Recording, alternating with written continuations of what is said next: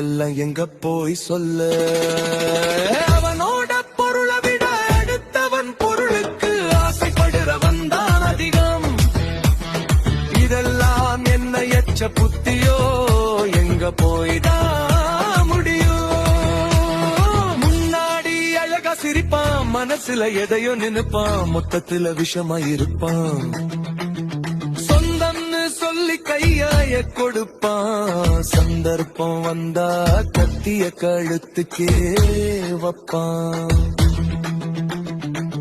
உதவி கேட்டா ஒருத்தனுக்கும் காது கேட்காது,